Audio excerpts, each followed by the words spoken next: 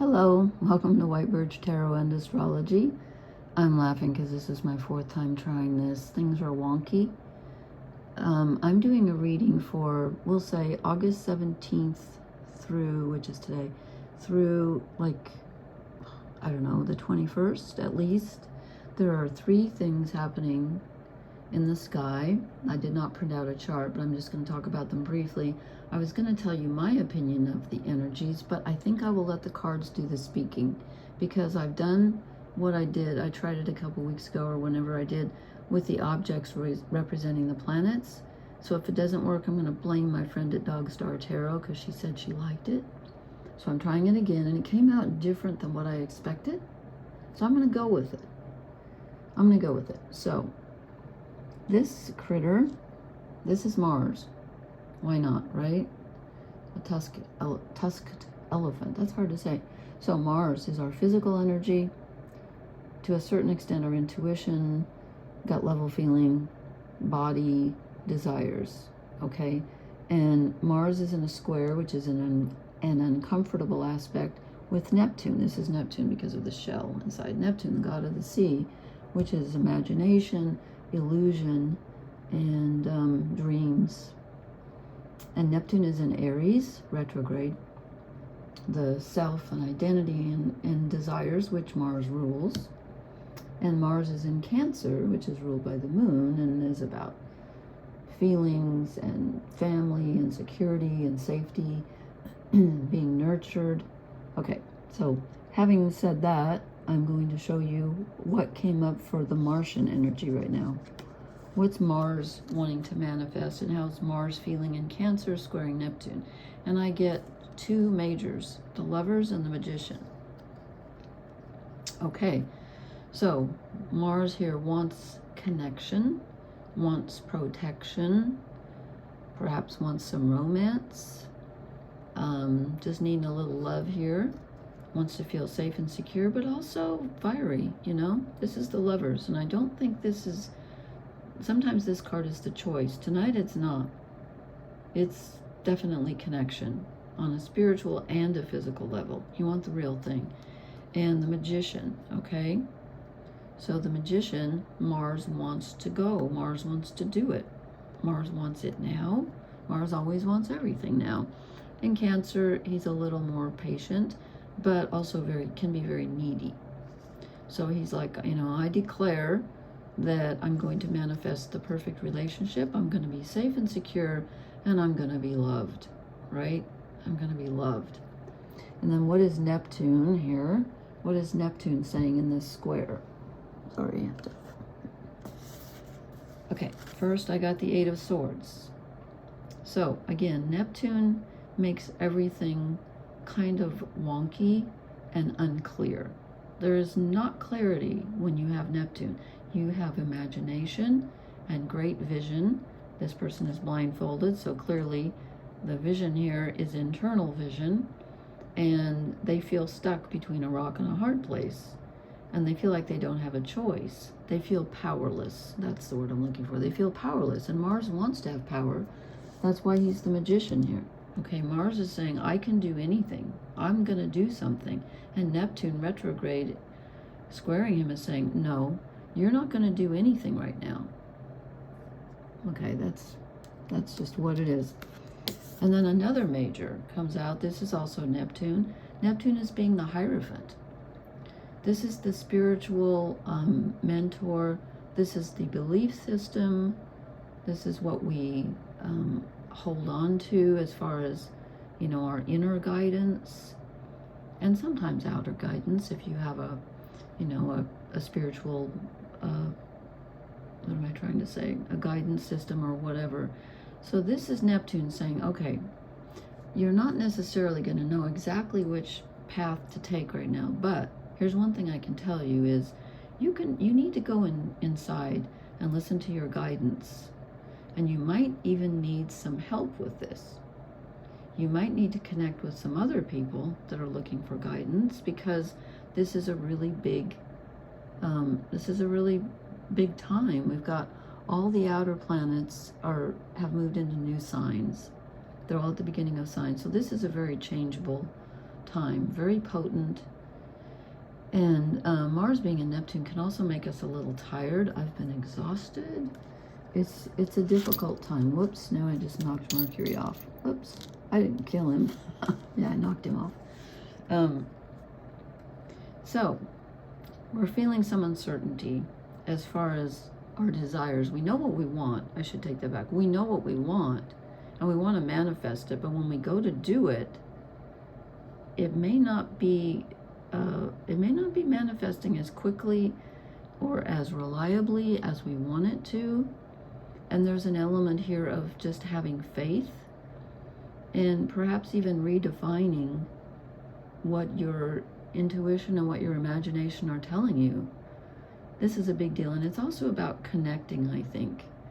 You know, Neptune rules the collective unconscious, and I think this is about connecting with that. You know, you want the love, you want the personal love, and I'm not saying that's a bad thing, but this is reminding us that that you are connected even when you don't feel connected.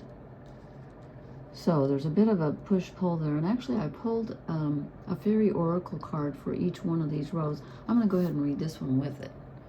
For this one, we get the challenge. And where did I put the book? Let me read the key words from here. I think that kind of makes sense, actually.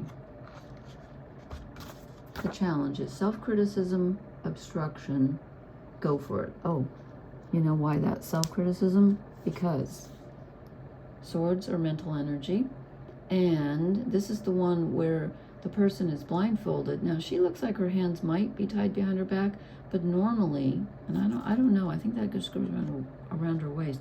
Normally this is the card where the person is blindfolded, but it's their own, they can remove the blindfold and they're not doing it. They're stuck in indecision. Okay, so that makes sense with this one. Self-criticism, obstruction, go for it. So it says, if this fairy appears in your reading, ask yourself this question. Are you up to the challenge of a new venture, or are you too self-critical to attempt it? Step up to the mark and do whatever is being asked of you. Don't let self-criticism get in the way. Look at yourself, your motives, and your goals in a realistic way. Don't be tempted to listen to the voice that tells you that you're not good enough, smart enough, beautiful enough, or talented enough to attempt the task in front of you. Okay, you are being tested, so go for it and you'll be surprised at how much you can achieve. Well, I suppose I could see Neptune testing us in a way, but Neptunian energy is very powerful. But it looks like Mars here is feeling very powerful as well. So I don't know if that makes sense or not, but interesting cards. So we have 3 majors up here. So that is Mars squaring Neptune. Feeling a bit stuck. Yeah. And then down here, this is Mercury, opening the key, click, Mercury. And Mercury, let's see, what is Mercury doing? Is trining, which is a positive aspect, Saturn in Aries, which is retrograde. So Saturn can be, you know, reality, well, it is reality, time, obstructions, but also building steady. And Mercury's our thinking, communication, so conversations we're having with people. Let me move this. So mentally, and Mercury's in Leo, very creative energy, wants to be honest, wants no BS, right? Like Mercury in Leo wants the real thing. If you're going to have a relationship or a communication, conversation, Mercury in Leo, it's like, I want it to be real. So there's some juggling going on here. There's some tossing around creative ideas with Mercury and Leo. This is a very creative aspect. Okay, this isn't stuck energy. This is throwing things around. And it comes up with the Page of Wands. Okay, new ideas, new creative energy coming in. Very physical energy, very intuitive energy. This is good. This is, you know, Leo fire. So I think this is good. It's new thoughts that you're tossing around. And that's a good thing. Okay, then here's Saturn, the turtle that's the Earth is sitting on. Here's Saturn in Aries, retrograde. And this is really interesting. So I'm like, okay, how is this helping this Mercury in Leo? We get the Hanged Man and death. Yeah. Okay, so Saturn here, I was thinking that Saturn here would be helping Mercury to think about solutions and create things that are very sturdy and, you know, building a good foundation. Because again, in Leo, Mercury wants things to be real. Okay, so Saturn is bringing in a little bit of pause here, a little bit of sacrifice, and asking Mercury to think about what is doable and what are the obstacles and limitations in these thoughts, these new ideas. And Saturn is also reminding Mercury that, number one, we live, you know, if you're alive, I'm assuming you're alive if you're watching this on the Earth plane, we are constricted by time. We have limitations. We are on the physical, we have time, and we can only do so much. And every time we start something new, the Page of Wands and throwing these ideas around, we have to realize that when we start something new, it always involves either transforming something that we already have or letting it go. That's just the way it is. And so I think Saturn is asking us to, sorry about the light in here, I know it stinks. It's asking us to take a pause, as is kind of the Neptunian energy, because Saturn's retrograde. Take a pause and ask ourselves, okay, so you're throwing around these new creative ideas in Leo. You want to show more of yourself and be original and creative and expressive and be a little bit vulnerable. Are you willing to, what are you willing to sacrifice in order to do that? In order to create whatever it is that you're trying to create, or have these really honest conversations with people that you've been wanting to have. What are you willing to give up? Okay, so there's that. I'm not going to call it a limitation, but there are limits to, you know, to what we can create. So that's just coming up. And the fairy card, I hope these are making sense. They feel really powerful, and I just feel like I hope I'm tuning into what they're trying to tell me, because they practically flew out of the deck. So the fairy card that comes with the Mercury trine Saturn aspect is the leaving. Let's see, number 54. And this is the one I think about, yeah. It's about getting, this makes sense with Saturn. It's about getting everything in order before you leave. It says you can't move forward without leaving some of what you were behind you. That's the Death card. And to a certain extent, the Hanged Man. This is growth. It's important to acknowledge the leaving of things as you begin your journey.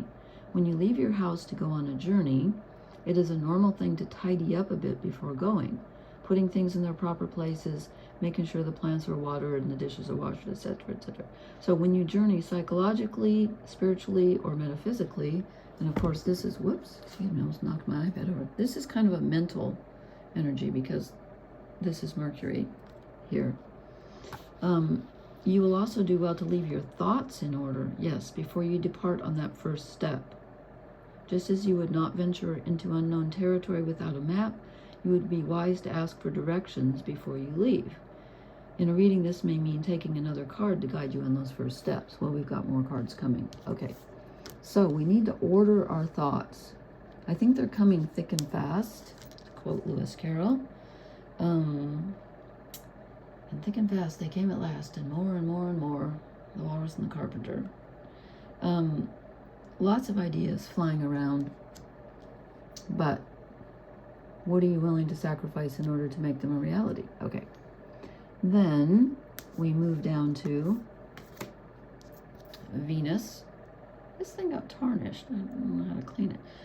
Venus, who is in Libra, which she rules, okay? And she is opposite Saturn. So, oops, I put Saturn over there. Saturn's over here.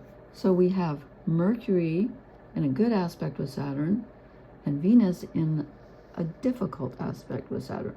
So relationships, what we value, our self-worth, our sense of balance. Venus is in Libra, so balance is extremely important here. She wants justice and balance and harmony, and there can be an aspect of people-pleasing, okay? So I get another major. We get the Wheel of Fortune. Things are about to change. The wheel's gonna turn here. So I'm thinking, since Venus is in Libra, they're gonna turn in a positive way. If you've been in a slump relationship-wise or self-worth-wise, I think you're gonna experience an uptick. Maybe if things have been really good, they're gonna go down, but I don't think so. She's not in reverse. I think this is positive. I think she's drawing in some harmony. This is a beautiful card, I think. So this is positive, and this is very positive. Venus loves to be in Libra. 6 of Wands, victory, achieving something. You get what you want. So there's definitely some good relationship energy coming in, or some self-worth energy, where you finally look back on what you've achieved and you say, you know what? I've done more than I think I have. I think I think I've achieved. Make a list of all of the things that you've achieved. You know, a lot of times, if you're like me, you kind of look at your life in terms of what went wrong, because you don't want it to go wrong again. And it's really astounding if you sit down and make a list of things that have gone right. It's really eye-opening. Anyway, so Venus is opposite. This is Saturn, the turtle again. And so Saturn is in Aries, retrograde, and we get the horned one. Now this is equivalent to, but not equal to exactly. That's not true. Equivalent and equal mean the same thing. It's similar to, but not exactly like, the devil. In this card, it's more, in this deck, sorry, I'm really goofy tonight.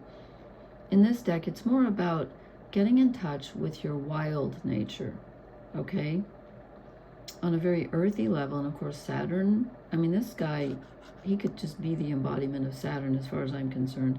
Saturn is reality, and, you know, that also, if you think about that, that rules our physical bodies, it rules the earth.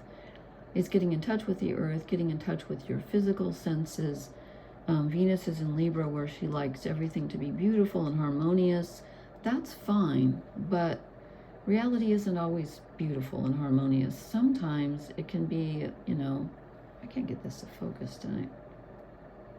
Sometimes it can be a little grim and a little rough around the edges, but that's the beauty of being on the physical plane. You know, we're not perfect. So this is getting in touch with your wild nature. And there was something I read in the book that I wanted to, where did I put the book?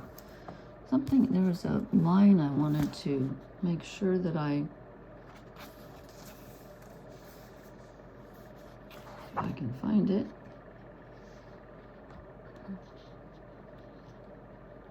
Is this it? No.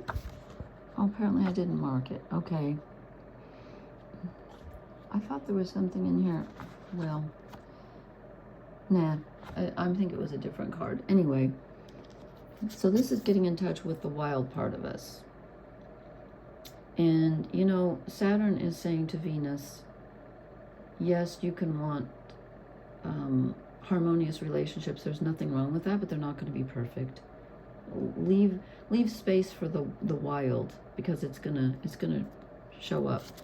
But it comes out with the sun, which is really interesting, because this is clarity, and this rules Leo. You know, we have a lot of Leo energy right now. I think I marked something in here that I feel like I'm all over the place tonight. Sincerity in love. Okay, that's what I was thinking. And it even says summer love, country romance. What's a country romance? Okay, bright warm days learning new skills through play, birth of a child, fame. I think this is reminding Libra, or Venus in Libra, that it's got to be genuine. You can shoot for balance and harmony and beauty and all that, and there's nothing wrong with that. But at the end of the day, it's got to be 100% genuine and real. You know, it's got to be down to earth, and it's got to be genuine, or it's not worth anything. So, you know, don't try to people please. Be sincere. This is all about sincerity and clarity and showing up in your truth. You don't want to make everything beautiful just for the show of it. It's got to be real. It's got to be real, or it doesn't count. If you want the victory, you got to go for the real. Okay, I think. And then this came out. The rocks. This is not a great card. You know, I think this is reflecting perhaps the people-pleasing aspect of Venus and Libra, because the rocks is the card where this is the guy, whoever he is, who's always, who's really needy and manipulative. So this is about letting people manipulate you. It says, do you know someone like this? This person is a master of manipulation. He can get you to do anything for him because he uses guilt as a finely honed tool. It's very difficult to say no to someone as needy as this person appears to be, but every once in a while, try saying that you just can't do whatever it is he's asking of you. Okay? So I think that might be part of the Wheel of Fortune here, where, you know, maybe we're just turning the wheel in our relationships to be a little more authentic. That's my guess anyway. That's the way I'm feeling. So what do you think of this layout? Is it too confusing? I tried to incorporate the astrology without being too heavy on it. So let me know what you think. I'd appreciate some input. These are really, how many majors did we get? 2, 3, 4, 5, 6, 7, 8 out of 2, 4, 6, 8, 8 out of 12. Wow. Yeah, I knew it was going to be a big one tonight, but it's kind of not what I expected. So very transformative. Whenever you get death and the hangman and, you know, the magician and, well, all of these, they're all really heavy and challenging, and also breakthrough energy and lots of power here. There's lots of power here. So make the most of it, and leave me a comment. Let me know, and also please hit the like, share, and subscribe buttons. I will talk to you later. Thank you for being here. Blessings, everyone. Good night.